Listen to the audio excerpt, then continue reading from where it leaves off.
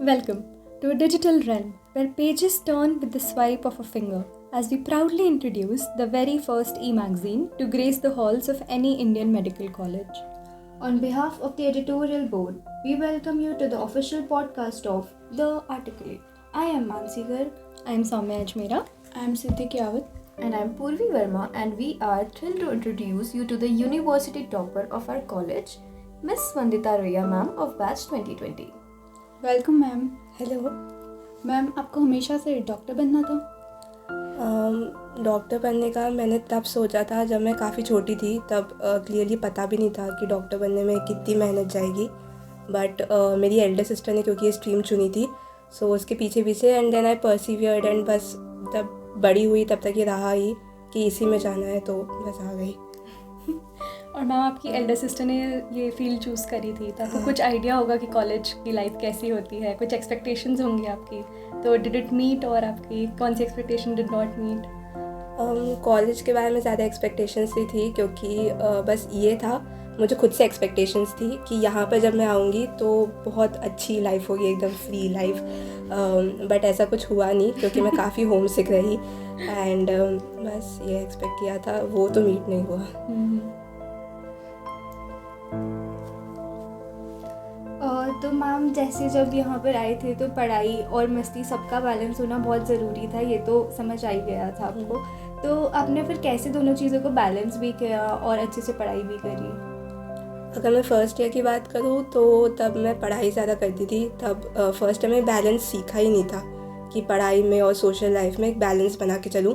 Friends भी काफ़ी कम थे तब। मतलब अब अगर मैं बोलना चाहूँगी तो वो उस टाइम की एक थोड़ी मिस्टेक थी क्योंकि आपको फ्रेंड्स बनाने चाहिए ज़्यादा और वो एक फ़न में और पढ़ाई में एक बैलेंस रखना चाहिए। बट मैंने नहीं रखा था, मैं ज़्यादातर पढ़ाई ही करती थी और फिर उसी के साथ शायद इसलिए टॉपर बन गई। नहीं, जस्ट जोकिंग, ऐसा ज़रूरी नहीं है। आप पढ़ाई मतलब मस्ती के साथ भी अच्छा पढ़ सकते हैं। Point is that. मैम, जैसे अभी नया सेशन स्टार्ट होने वाला है 2023 का, एंड मैम नए बच्चों के लिए जो हमारे न्यू जूनियर्स आने वाले हैं उनके लिए कुछ एडवाइस कि उन्हें कैसे नेविगेट कर सकते हैं हम कॉलेज लाइफ के बारे में? मेरे ख्याल से नेविगेशन के लिए मैं बस इतना ही कहना चाहूँगी कि बहुत ज़्यादा एक्सपेक्टेशंस एक तो नहीं रखनी चाहिए क्योंकि बहुत सारी चीज़ें यहाँ पे नहीं मिलती है जो शायद कभी सोची भी नहीं होती है। एक्सपेक्टेशंस मीट होने का थोड़ा वो नहीं रहता है। एंड उसके बाद यही चीज़ रहेगी कि पढ़ाई और फ़न दोनों चीज़ें उनको करनी चाहिए। मैं बस यही बोलूँगी, ज़्यादा से ज़्यादा दोस्त शुरू से ही बनाने की कोशिश करनी चाहिए बिकॉज जब भी आप लो फील कर रहे हो तो आप किसी के भी पास जा सकते हो। आपके पास इतने एम्पल नंबर ऑफ़ फ्रेंड्स होने चाहिए। अगर कोई एक अवेलेबल नहीं है आप किसी और के पास भी जा सकते हो। बट साथ साथ में पढ़ाई भी शुरू से करनी है, फर्स्ट ईयर से ही करनी चाहिए और एक कंसिस्टेंसी बनाए रखनी चाहिए अपनी पढ़ाई में एंड कंसेप्ट्स समझने चाहिए बिकॉज आप एक बेस बिल्ड कर रहे हो आफ्टर। ओके मैम, जैसे कि नीट की प्रिपरेशन में हम बहुत ज़्यादा पढ़ते थे, मतलब कोचिंग होती थी, उसके बाद घर पे आके भी पढ़ना ही पढ़ना होता था। तो फर्स्ट ईयर में ऐसा क्या डिफरेंस था, मतलब स्टडी पैटर्न में आपका कुछ चेंज हुआ कि आपने सेम रूटीन फॉलो किया? रूटीन तो मैं कहूँगी रूटीन में काफ़ी कुछ चीज़ें सिमिलर थी, डिफरेंस ज़्यादा नहीं था। सिमिलर ये था कि आपको कंसिस्टेंट होना चाहिए अपनी पढ़ाई। जैसे नीट में हम हर रोज़ पढ़ते ही थे आने के बाद में, फर्स्ट ईयर में भी आपको हर रोज़ पढ़ना ही चाहिए, मतलब बाद में भी आपको हर रोज़ पढ़ना ही चाहिए। और कंसेप्ट्स की हमेशा वही चीज़ रहती है कि आपको समझने चाहिए कंसेप्ट्स अच्छे से। डिफरेंस में बस इतना कहूँगी कि नीट में ये चीज़ ठीक लगती थी मुझे कि क्योंकि बहुत बड़ा कोर्स था तो अगर आप कुछ इम्पॉर्टेंट चीज़ों को ज़्यादा हाईलाइट करते हैं, उनको ज़्यादा टाइम देते हैं, उन्हें ज़्यादा पढ़ते हैं और कुछ अनइम्पॉर्टेंट चीज़ों को थोड़ा छोड़कर भी एग्ज़ाम में चले जाते हैं तो वो ठीक होता था। बट यहाँ पर आकर मुझे जो ठीक लगता है, मैंने ये किया है कि आप जितना ज़्यादा से ज़्यादा नॉलेज गेन करो वो आपके लिए अच्छा रहेगा क्योंकि बहुत मतलब MBBS में ये बहुत चलता है कि आप इम्पॉर्टेंट क्वेश्चंस के पीछे ही भागते हैं because the ultimate aim is कि आपको पास होना है एग्ज़ाम में। बट मेरे ख्याल से वो नहीं होना चाहिए हमारा अप्रोच ज़्यादा से ज़्यादा नॉलेज गेन करने का होना चाहिए। यहाँ पर इससे मतलब ये बिल्कुल नहीं है कि आपको पूरी बुक मगअप करनी है, मतलब आपको पूरी बुक पता होनी चाहिए, बट आपको थोड़ा एक्स्ट्रा नॉलेज ज़रूर होना चाहिए। सिर्फ इम्पोर्टेंस के पीछे मत भागिए और एग्ज़ाम्स में पास होना ये अल्टीमेट गोल नहीं है। Ma'am, since we were talking about NEET का एग्ज़ाम पैटर्न, तो MBBS में दो टाइप की बुक्स है, जैसा कि अभी तक हम लोगों ने देखा है कि कुछ स्टैंडर्ड बुक्स है और कुछ ऐसी है जो बैली एक दिन पहले पढ़ के भी पास हो सकता है। तो आप उन स्टूडेंट्स को और हमारे बैचमेट्स को क्या एडवाइस देना चाहते हैं जो एक दिन पहले पढ़ के पास होने में ज़्यादा बिलीव करते हैं? एक्चुअली मैं उनसे यही कहना चाहूँगी कि उन्हें स्टैंडर्ड बुक्स ही पढ़नी चाहिए शुरू से, और ये नोशन नहीं रखना चाहिए कि आप एक दिन पहले पढ़ के पास हो जाएंगे, बिकॉज़ फिर वो धीरे धीरे वही आदत बन जाती है कि आप ज़्यादा एफ़र्ट पुट नहीं करना चाहते किसी भी चीज़ में। तो बेटर यही होगा कि शुरू से थोड़ा पढ़िए, क्योंकि आपके रिज़ल्ट्स तभी बेटर आ सकते हैं जब आप बार बार चीज़ों को रिवाइज़ करके जाते हैं, अपनी बुक्स को अच्छे से पढ़ के जाते हैं। अगर आप सिर्फ 1-2 दिन पहले या कुछ दिन पहले अपने एग्ज़ाम्स के पढ़ेंगे तो रिज़ल्ट्स भी आपको हमेशा वैसे ही मिलेंगे। Yes ma'am. एंड मैम, आपने फर्स्ट ईयर में कौन सी बुक्स पढ़ी थी और आपने किस तरह से, क्योंकि जैसे हम फिजियोलॉजी में देखते हैं कि हर चैप्टर के लिए एक नई बुक उठानी पड़ती है, तो उस तरह से आपने किस तरह से हर सब्जेक्ट वाइज अगर आप बता सकते हैं तो आपने कैसे फॉलो किया? स्टार्टिंग विद फिजियोलॉजी, मैंने गाइडेंस शुरू से प्रेफर की थी।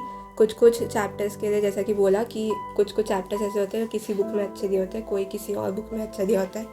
तो गैनोंग कुछ चैप्टर्स के लिए उठाई थी, एंड फिर बाद में इंदु खुराना से तो रटा था ही, क्योंकि उससे फैक्ट सब रटते ही थे, तो हम भी भेड़ चाल में चले थे, रटा था उससे। बट गाइडन मेरे लिए हमेशा से एक स्टैंडर्ड बुक रही है फिजियो के लिए। अगर एनाटॉमी की बात करें तो BD चौरसिया उसमें थी, BD चौरसिया मैंने हमेशा फॉलो की, एंड बायोकेमिस्ट्री के लिए सत्यनारायण फॉलो की थी। और बस यही बुक्स थी जिनमें मैं पूरे साल मैंने स्टिक किया इन तीनों बुक्स को ही, इन तीनों सब्जेक्ट्स के लिए, और कुछ ज़्यादा रेफरेंस बुक्स मैंने उठाई नहीं। कभी कभी किसी चैप्टर के लिए या किसी पर्टिकुलर टॉपिक के लिए आप कोई और बुक उठा लेते हैं, जैसे लाइब्रेरी से इशू करके पढ़ ली, that is a different thing. But एक बुक को कंसिस्टेंट बनाइए, क्योंकि उससे फिर पढ़ाई में भी कंसिस्टेंसी आती है। जब आप एक बुक को बार बार पढ़ते हैं ना, तो आपको उसी से अच्छे से समझ में आने लगता है। हर जगह से नॉलेज गेन करने की कोशिश करेंगे, सो लैग बिहाइंड। और मैम, एक जैसे हमने डिसाइड कर लिया कि हमें इन बुक से पढ़ना है, we have made a routine, but हमारा सुबह 9 बजे से 4 बजे तक कॉलेज में निकल जाता है, फिर वापस आके 1-1.5 घंटा तो सोना होता है, टाइम पास करना होता है। फिर उसके बाद आपका रूटीन कैसा था कि आप कितने आवर्स देते थे डेली? आज से थोड़ा मुश्किल होगा, बिकॉज़ ऐसे में कभी गिनती नहीं थी कि कितने घंटे पढ़ाई की है। बट रूटीन ऐसे बना सकते हैं दैट अगर आप 4 बजे के बाद आके 6 बजे तक भी थोड़ा रिलैक्स हो रहे हैं, सोना वोना, उसके बाद फिर आप खाना खाने तक कुछ लगभग 2 घंटा पढ़ सकते हैं आराम से। खाना खा लीजिए, फिर उसके बाद 1-2 घंटा दे दीजिए अपनी पढ़ाई को, ठीक है। कुछ आपको उसके बाद अगर टाइम पास करना है आप कर सकते हैं, फ़ोन वोन पे कुछ फिर उसके बाद सो जाओ, बट टाइम से सोना है ना, मतलब जल्दी सोने की थोड़ी आदत डालो, 11 बजे तक लगभग, जो कि मैंने फॉलो किया है। फिर उसके बाद सुबह थोड़ा जल्दी उठ के 1 to 2 आवर्स तब भी आप पढ़ाई में डाल सकते हो। सो मेरे ख्याल से ये एक दिन का लगभग आपका 5-6 घंटा आराम से हो जाएगा इस तरीके से। इतने तो डाल सकते हैं, ये मिनिमम है। Yes ma'am. और आपको इतना कंसिस्टेंट शेड्यूल फॉलो करने की जो मोटिवेशन है वो कहाँ से है? एक तो पेरेंट्स से मोटिवेशन, मुझे लगता है बिगेस्ट सोर्स ऑफ मोटिवेशन मेरे पेरेंट्स रहे हैं, मेरी बहन रही है, बिकॉज मैंने उसको इतना पढ़ते हुए देखा है। सो वहाँ से मोटिवेशन आता है। एंड दूसरा वही कि अगर आपको अंदर से पढ़ने में मज़ा आ रहा है, सो आप अपने रूटीन के साथ कंसिस्टेंट रहेंगे। मतलब फोर्स तो नहीं कर सकते अपने आप को, बट कुछ टाइम के लिए फॉलो करके देखिए। धीरे धीरे जब आपको मज़ा आने लगेगा तो आप अपने आप उसको फॉलो करने लगेंगे, फिर वो हैबिट में आ जाता है। एंड मैम, सोशल लाइफ और स्टडीज़ दोनों, एज एन हम कॉलेज में तो ठीक है, फाइनली हम लोग सोशल लाइफ और एक्सप्लोर करने को ट्राई करते हैं। सो मैम, उन दोनों social life and college life को कैसे बैलेंस करके चल सकते हैं कि हम लोग मेंटेन कर सकें हमारा?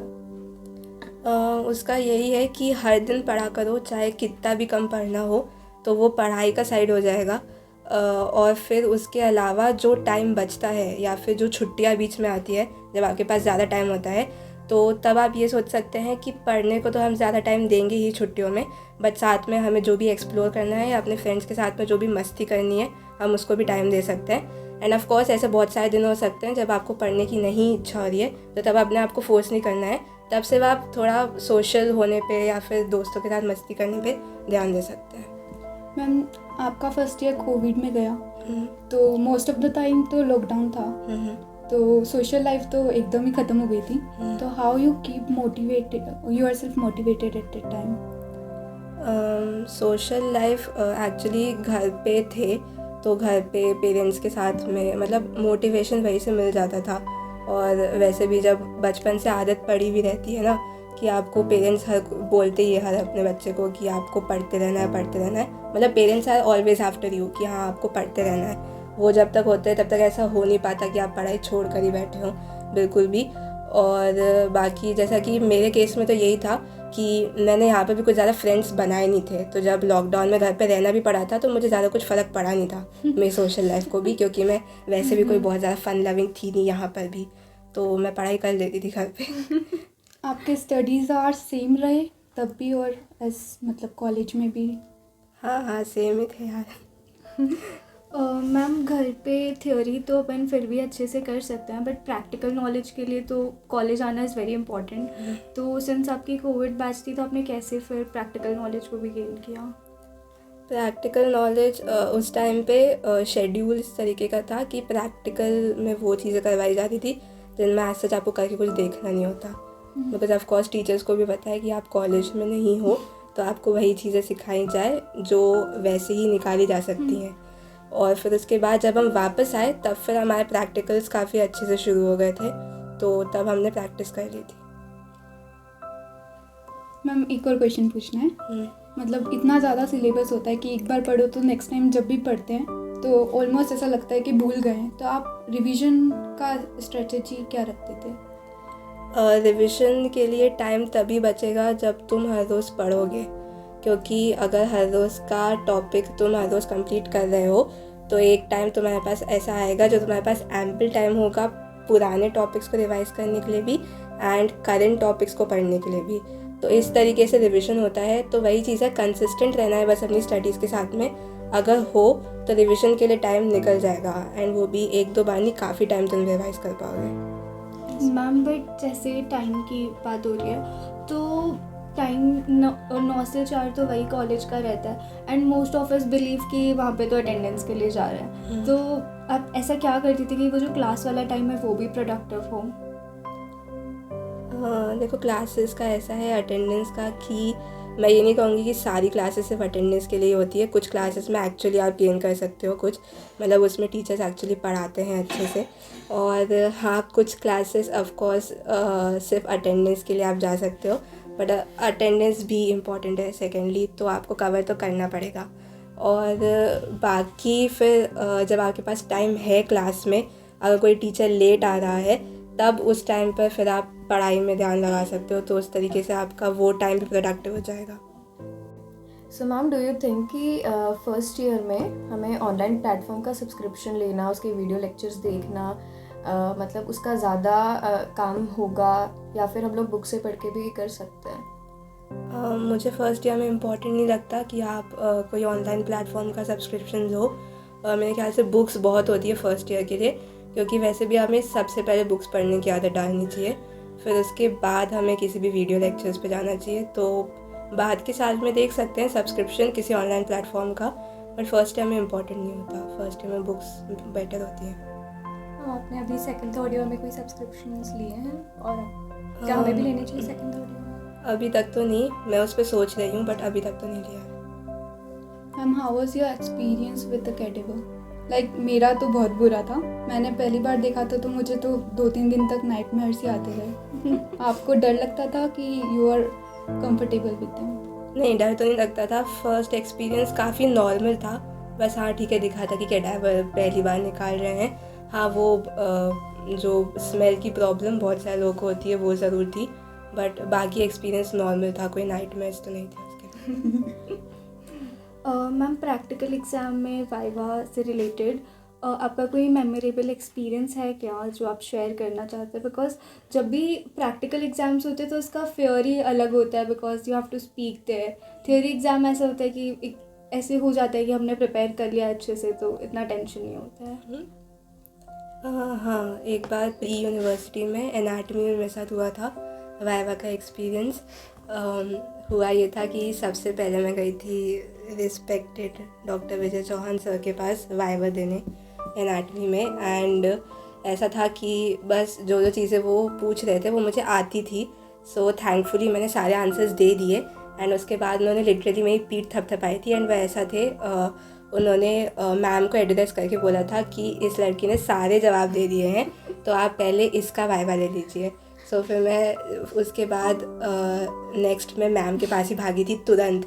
सब बच्चों का वाइवा रुक गया है, मैं पहले जाके उनके पास वाइवा दे रही हूँ। बट हाँ, मैं बहुत खुश थी और वो एक्सपीरियंस मैंने आके शेयर किया था अपने पेरेंट्स के साथ में, क्योंकि बहुत ओवरवेलमिंग एक्सपीरियंस था। क्योंकि आप ऐसा कभी एक्सपेक्ट भी नहीं करते हो कोई टीचर इतना आगे बढ़ के कुछ करेगा। सो मैं बहुत अच्छा एक्सपीरियंस था वो मेरे लिए। तो मैम आपको एनाटमी इतना जल्दी सब कुछ मतलब इतने अच्छे से कैसे याद हो गया था? एनाटमी का बस यही है, मैं रिविजन बहुत बार करती थी किसी भी सब्जेक्ट का बोलूँ, सिर्फ एनाटमी नहीं, अगर मैं फिजियो और बायोकेमिस्ट्री के बारे में भी बोलूँ तो मेरे ख्याल से मैं रिविजन इतनी बार कर चुकी होती थी एग्ज़ाम के पहले कि वो चीज़ें फिर ऑर्गेनिकली एग्ज़ाम में आती थी। वाइवा का डर तो होता था, थ्योरी एग्ज़ाम्स हमेशा आसान होती हैं क्योंकि उसमें सिर्फ आपको लिख कर आना होता है जो भी आपको पता होता है। आपको कोई एट द मोमेंट जज नहीं करता कि कोई आपके पास खड़ा होकर देख रहा है कि हाँ तुम्हें आ रहा है कि नहीं। बट वाइवा में आपको लिटरली टीचर के मुंह पे बोलना होता है आंसर, तो वो तो हार्ड होते ही है। मुझे भी हमेशा से डर लगा है वाइवा से। बट बात वही है, रिविज़न पे चीज़ आ जाती है। रिविज़न अगर अच्छे से करके जाओगे तो कॉन्फिडेंस इतना रहेगा कि आप फिर बोल सकते हो हर चीज़। मैम, आई थिंक हम सबका ये लगा है कि आपसे बात करके कि आप जिस भी फील्ड में जाएंगी विल एक्सेल ब्रिलियंटली। तो आपका कोई आपका कोई प्लान्स हैं? आपका स्पेशलाइजेशन आप किस में करेंगे? हाँ, पीजी के लिए मैंने एक तो या तो मैं कार्डियक सर्जन मैंने सोच के रखा है या न्यूरो सर्जन सोच के रखा है। ये दोनों स्ट्रीम सोच के रखी है। With this answer, we would like to conclude this interview. Thank you so much, ma'am, for giving us your valuable time. We wish you with the best future from the team of the Articulate. Thank you, ma'am. Thank you, ma'am.